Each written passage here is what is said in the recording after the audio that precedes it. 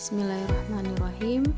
Assalamualaikum warahmatullahi wabarakatuh.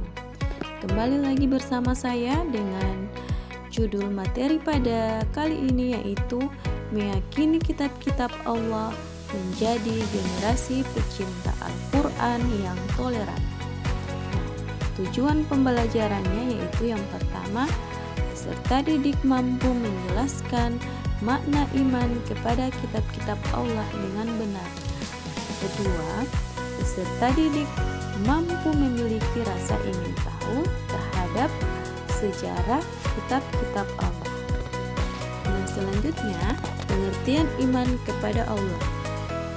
Iman secara bahasa berarti pengakuan yang melahirkan sikap menerima dan tunduk. Sedangkan secara istilah, iman berarti membenarkan dengan hati, mengikrarkan dengan lisan, dan membuktikan dengan perbuatan. Seseorang dikatakan beriman apabila hatinya menerima dan meyakini keberadaan Allah dan mengikrarkannya dengan membaca 2 kalimat syahadat dan mengamalkannya dalam kehidupan sehari-hari.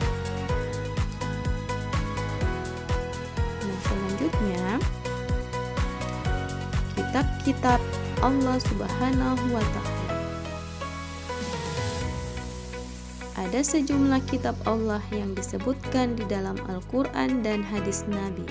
Sebagian disebut dengan kitab, sebagian lainnya disebut dengan suhuf.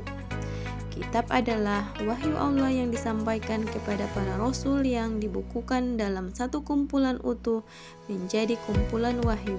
Sedangkan suhuf adalah wahyu Allah yang disampaikan kepada para rasul, tapi masih berbentuk lembaran-lembaran yang terpisah. Kitab Allah yang disebutkan dalam Al-Quran dan hadis adalah Taurat, Zabur, Injil, dan Al-Quran. Kitab Taurat yang diberikan oleh Allah kepada Nabi Musa.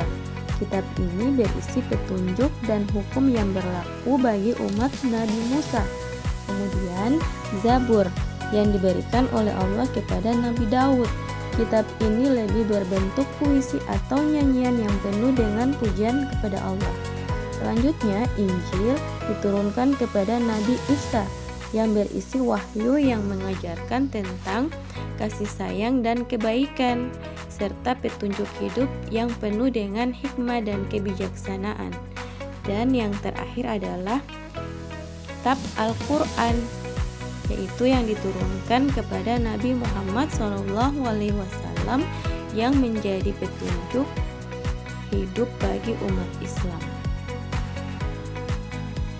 Selanjutnya, menjadi generasi pecinta Al-Quran. Bagaimana cara membuktikan keimanan kita terhadap Al-Quran?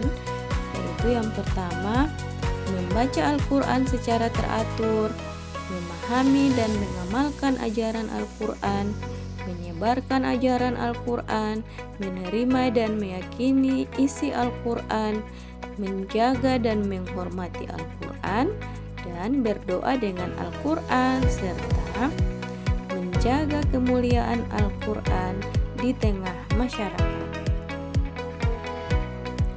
Selanjutnya, hubungan dengan umat yang beriman kepada kitab terdahulu.